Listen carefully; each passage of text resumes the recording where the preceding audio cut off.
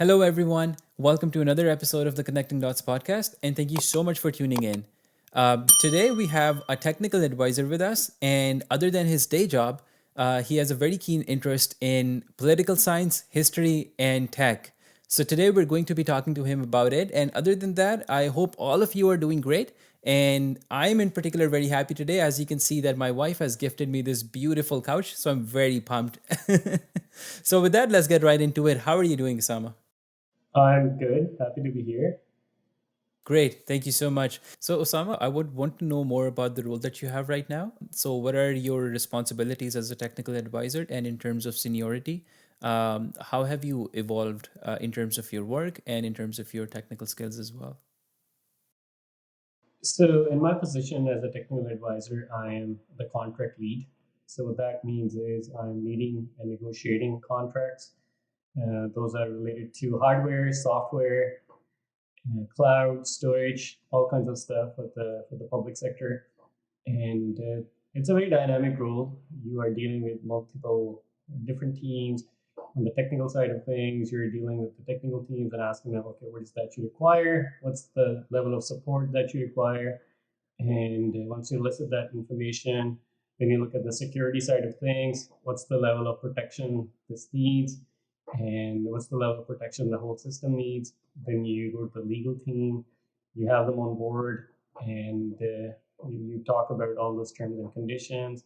Then you have to go to the financial team and get the approval for all the contract.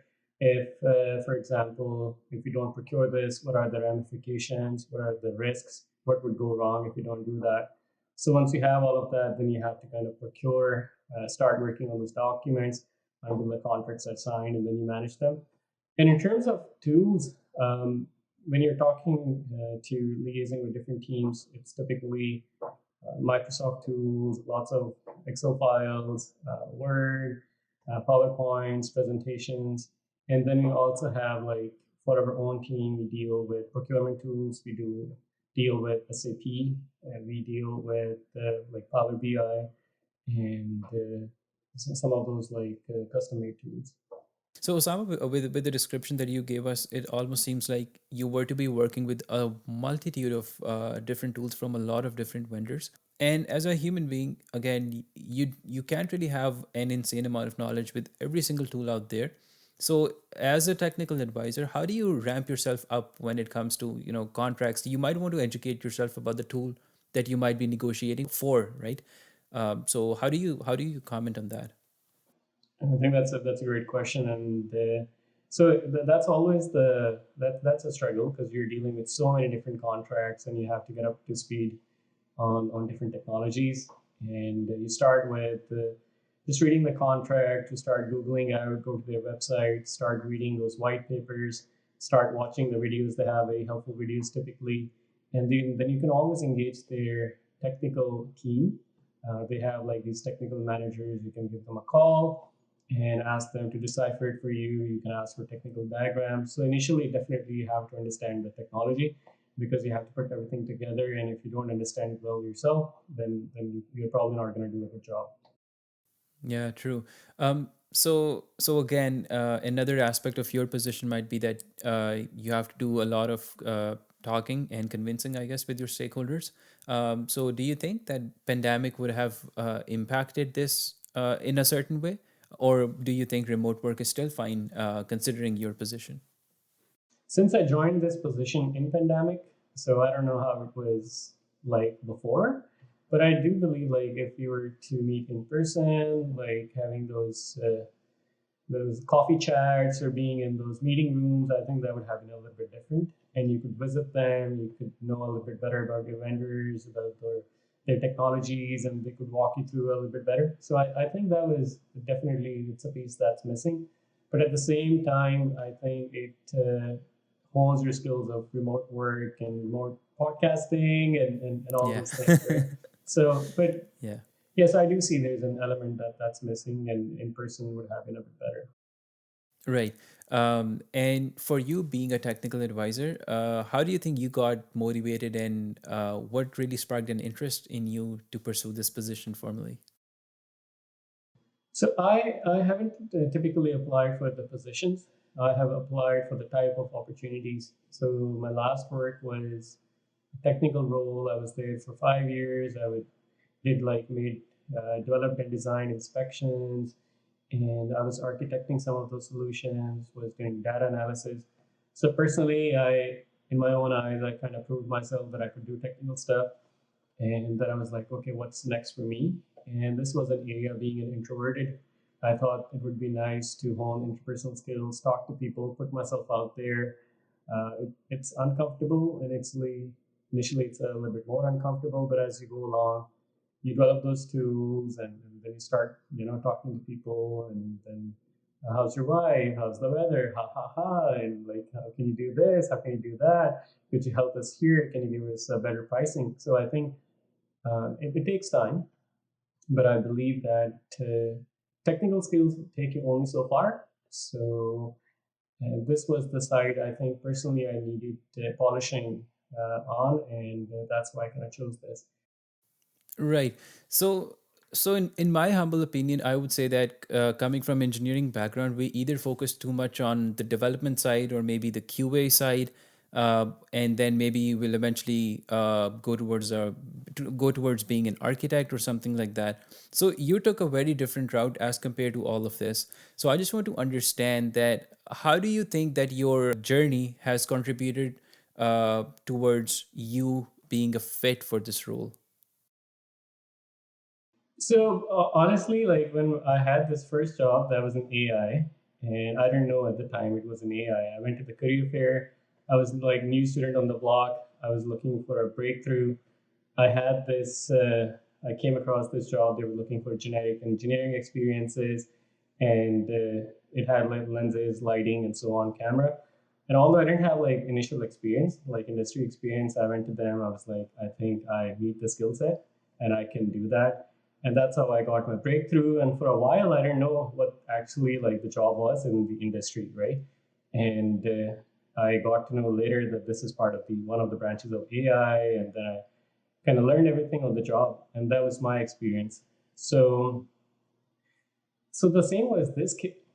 Yeah, and similar was the experience here. Like I had a ballpark idea what I would be doing, but exactly I didn't know. There's no position as a contract lead. Like nothing prepares you in industry or in school that you need to have the skill set or there's a degree and you learn on the job. So I knew that I would have to learn on the job, and as we go, and I think that's why I was fine, and I knew that was a new opportunity and new skill set, and I just went for it. Yeah, that's pretty cool. Considering that this is a senior position, and since you deal with a lot of critical stakeholders, what myths do you think have been busted for you in this role? I think that's a really good question, and the first thing, as I mentioned, that I learned on the job. So my experience has been you don't need formal education for the most part for majority of the roles. Now that doesn't mean you want to go to a doctor who doesn't have that formal education, but for many of the like tech jobs, I think you can learn on the go, and formal education is probably not required as much. And given the opportunity, given the right attitude, I believe people can learn on the job. So that's kind of one myth. And the second is when I was in my previous role, I was already a couple of years into it. I was leading some of the projects, I was teaching it to new people. So I went back to school to do my grad school. And what I found was in the same field, like AI, machine vision, and so on. And what I found was that it was very different. It was very dry. The angle was very different. In the industry, it was much more the application side of things. You have a lot more time to settle in and think about solutions. While in academia, that was very different and boring and dry. And I was like, thank God I wasn't exposed to this field in academia initially. And that was another myth for me that in the academia, the industry, I think they're very different. Okay, that's great. So, transitioning a little bit towards the academic side of things, you've had a bit of a formal education completed in Pakistan, and then you transfer your credits and move to Canada. So, throw some light on how your experience was, and how do you compare the two, and how did studying here improved you as a person?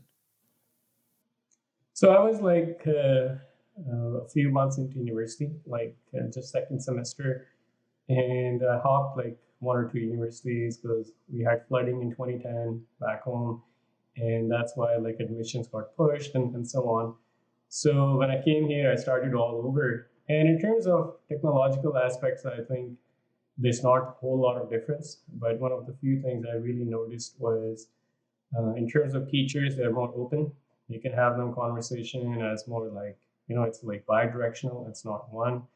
Another thing I learned here is there's a lot more expressionism. And I think that's taught in schools.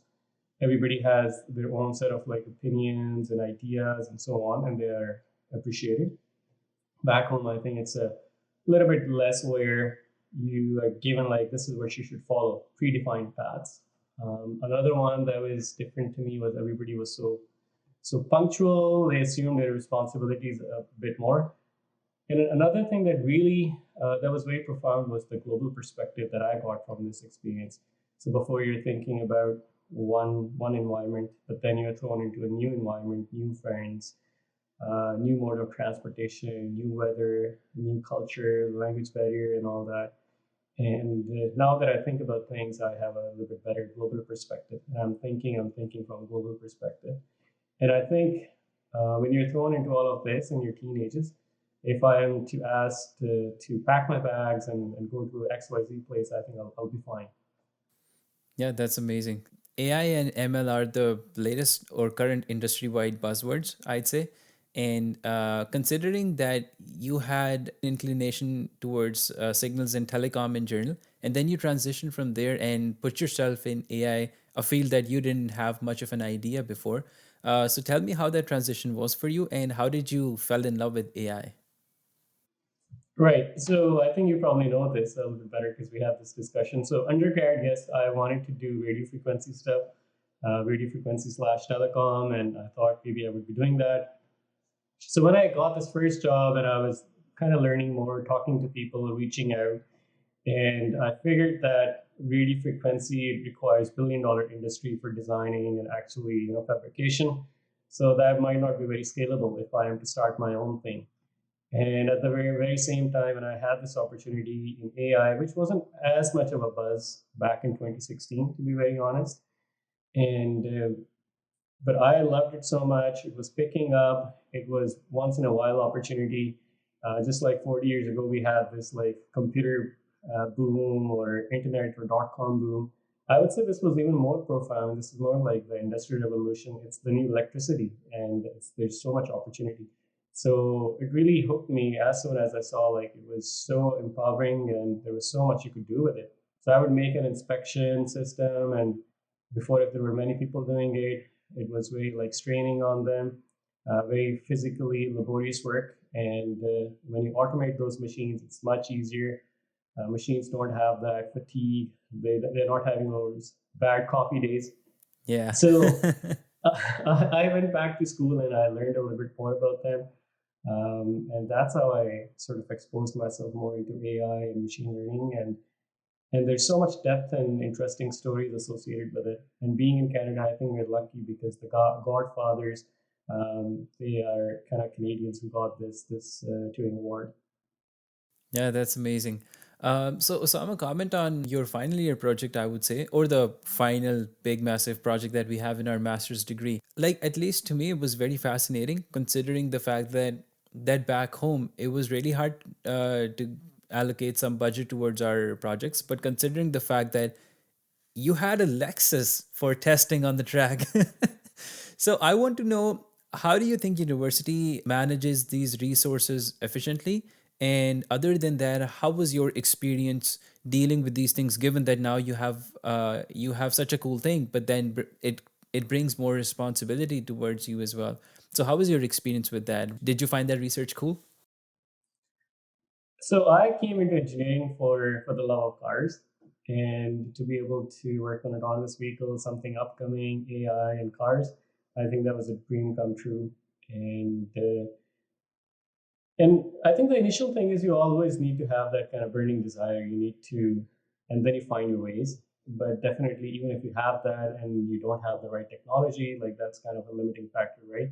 So here, having the opportunity to be exposed with that kind of technology, having the provision, although pandemic definitely marred it. Things got closed down, and there was a lot of like shebang that went into it. But overall, I think it was good exposure.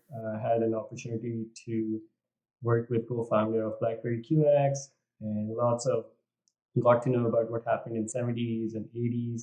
And so when universities, like, another thing I found was in grad school, universities, they were very different. Like undergrad seems like a very mechanical thing. It's like a factory. They're pumping out students and getting all these finances and so on. But they actually allocate their finances into masters or PhD students because that's where the actual research happens. And having those technologies, I think it definitely was very exciting. And to be able to work with the cutting edge and technology. And then we also had people from all over the world who were working in Ottawa because Ottawa has a weather from minus 35 to plus 35, 40, from winter storms to heat waves and all that. So it was a very good testing facility. And to see those people who are actually like bringing that upcoming technology of autonomous vehicles was very profound. Okay, nice.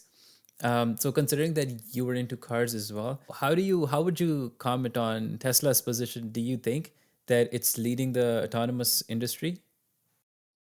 I think this will probably become a bit controversial, but Controversial.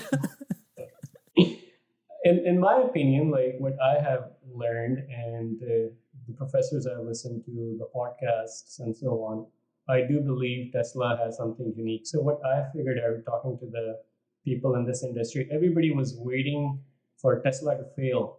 They were not trying to win themselves. And I don't think that's how you win. But Tesla Yeah, was trying something different to win. And all the industry, like you have Waymo or Ford or other people, they're working on lidar based technology and it's pre-mapped. And while Tesla is trying something very unique, theirs is a bit more camera based technology. And what Elon Musk says is, if humans can do with eyes, I think cars can too. And he's right. exposed to lidar with SpaceX, and then he's done like that software, hardware, and vertical integration. And Right. Tesla has accumulated miles, like kilometers, in billions versus Waymo and other companies in millions. And they have a lot more deeper data set. Whether they win out at the end or not, but I think they're going for the kill. They're going for the win. And fortune favors the brave. So I think Tesla will win out this one. Nice, nice. I hope that you do buy your Model S soon. No, that's pretty cool. So considering our discussion, you seem to be a very passionate guy and someone who has the technical grip as well. Have you thought about starting your own startup? Right. I think that's a good question. So now that I was at the tail end of my grad school, I had that research experience, and it taught me quite a bit. It's not just the technical stuff. It's like a long-term relationship with your professor, your constraints, and pandemic added to the mix. And I learned quite a few things. So at the time, I was thinking, okay, what's next for me? Is it going to be a PhD? Is it MBA or a startup? So very quickly, I figured MBA is out of the question. I don't think I would want to take that route. It was between PhD and a startup. And PhD, then I was thinking, okay, after going through this experience, I thought, okay, there are much more constraints in academia. So if I am to do something that I love and want to pursue, like without many constraints, then maybe a startup is the way to go. And that's why I do plan on to work on a few different things. And startup probably would be the next thing for me.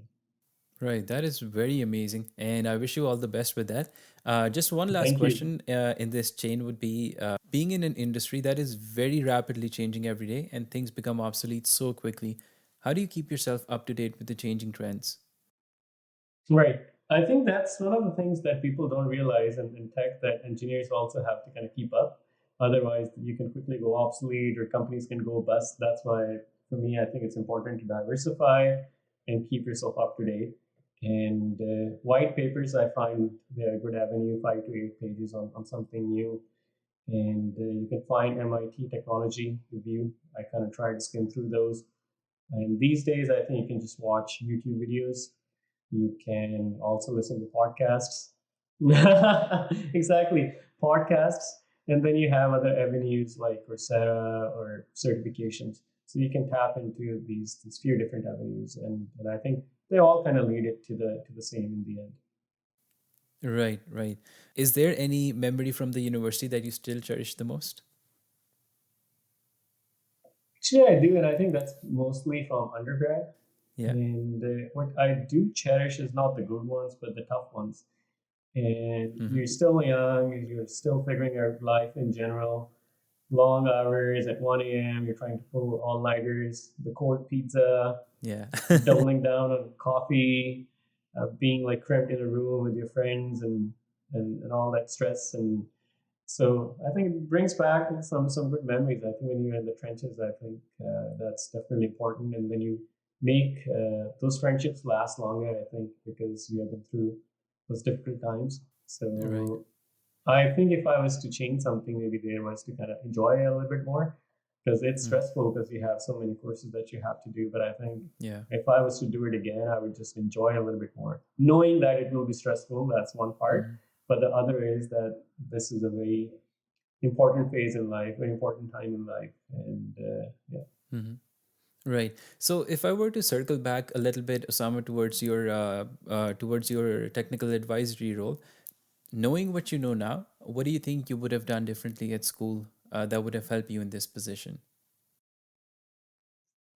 And I think it's for this role and in other roles in general too. I would say public speaking, I would say, is very important. Being able to go out there, expose yourself, and yeah, being able to present and convince people, that's an art. And for someone like me who was very introverted, so that was definitely a long and arduous journey.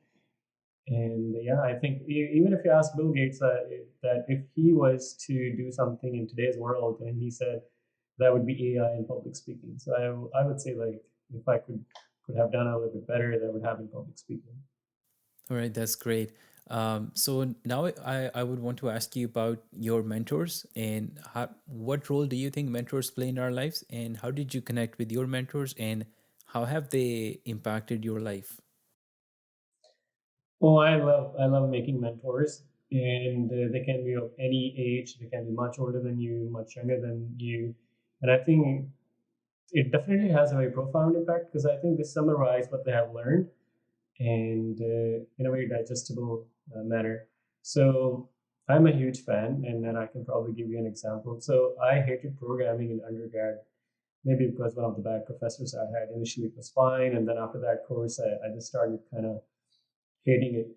And I joined our IEEE organization, and I came across this director of outreach or something.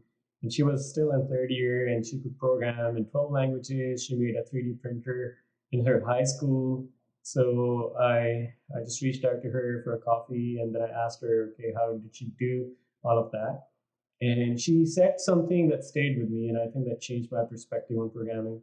She was like, can you think logically? So I came back home and I was like, can I think logically? And I was like, yes, I can think logically.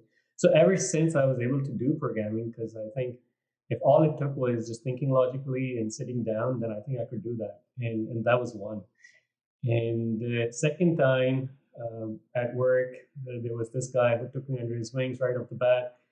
And when I was making my first inspection that was going to be deployed and do like millions of verifications and quality inspections and control. So it's always, nerve wracking for someone who's new. And he told me that engineers are like surgeons. No matter how much you learn at the end of the day, you have to kind of do it. Put a hand on your heart and do it. So that was a very key, I would say, advice that stayed with me. And another time he mentioned that knowing what not to do as an engineer is half the job. So, and I think that's very useful in many fields, that when you're trying to do something new, you try a few things, you fail, and then you come up with a solution. So knowing what not to do is half the job. So that's why I think, like, mentors, they give you perspective, and there's a lot that you can learn from them. That's very profound, and I find it very fascinating. Thank you. So moving on to a rather fun side of our conversation, since you've traveled a lot in your life as well, and you still plan to do, and I wish you all the best for that. So if you could live anywhere in the world, where would you want to live? Somewhere I think that has mountains, and somewhere that has that's a bit sunny. So I grew up in Islamabad, and I was just fell in love with the Margla Hills. And ever since, I've been chasing mountains all over the world. And I think if I could live, given like there are equal opportunities or there are no other constraints, I would say that mountains and sun would be the thing I would go after. Nice. And now talking to you as an AI enthusiast, how do you see the world 20 years from now? So there's lots happening, I think, in AI, and it's a very good question, and there's lots to unpack. So what we do know in near future, what's coming is the transportation. I think transportation will change, and everything wouldn't need cars. Cars would be more like boxes. They would pick you up. You don't need to buy them. Driving will become obsolete, just like horse riding. Very few people who are enthusiasts would keep their driving skills. Then we Yeah. know virtual reality. A machine would be better at almost everything we do, except like arts or maybe cooking. That would become, unique singing, maybe things Yeah. like that. Other than that, everything will become much more profound, much more will be taken over by these machines. Now, just Yeah. recently, I was talking to my sister, who was a resident doctor, and we were thinking what she should specialize in. And I was thinking, why don't you go for radiology? It's kind of easier than maybe surgery or cardio. And she was like, machines are taking over already. And I was really surprised because my sister is not really techie, Mhm. and it was taking over her job that machines are doing much like they're taking that space. And Yeah, honestly, it's hard to beat machines. it's They can hard to still beat do the machines. job 10 times better than a human anyway. Yeah, and recently I was listening to this podcast, and they were saying that they trained AI with retinal scans, and Yeah. human doctors, ophthalmologists, they weren't able to decipher what was men's retinal image, what was like females, and machine was Mhm. able to do that over 97% Yeah. with over 97% confidence. Yeah. And that was very surprising to them because doctors can't tell what's the Exactly. difference. Now they are learning by these machines. Okay, it must be picking up on something, right? Yeah, So correct. even my And also, I was looking at this demo at Mobile World Conference that there was the concept of remote surgery, right? I don't know when hmm, it's actually going to happen, but it's pretty fascinating considering that we've grown up and seen the worst where we've seen load shedding, electricity interruptions, internet interruptions, and whatnot. But now we're living in this seamless age where everything just feels like things are already close to you. It's just that when you request them, they are instantly there. So it's very fascinating to think about the world in those terms. That if somebody is going to perform a remote surgery, as scary as it sounds, it's very fascinating. so, so my dad already underwent a remote surgery in 2016, Oh wow! and that was a robotic surgery. I don't know if it was remote, but that was a robotic surgery, right? Right, right, And right. if these things are already Yeah, here, so in 20 years, I think it's a very different landscape, and it's very hard to predict. But definitely the things that yeah, we are going to have. It's said that in 20 years we would make more progress than humanity ever did since inception. So yeah. True, true, for well, sure. let's see what's in the box. Yeah. Yeah, exactly. So what's one of the most valuable lessons that you've learned in your life? I would say one thing I learned is even if something you don't have to go after something that's popular. If it's not profound to you or meaningful to you, you don't have to follow that route. And go after what you believe in, even if it's not popular at the time. And it will also give you more gratification, more Yeah, satisfaction in the longer term. Second, I yeah, would say is don't waste time. Even if you are enjoying it, uh, be mindful that you're gonna shut off everything and you're gonna enjoy. Just don't like pass time, kill mhm. time. Either do something useful or actively enjoy. So these Right. probably are the two things that are those Yeah, are the things I learned. yeah. It's very profound.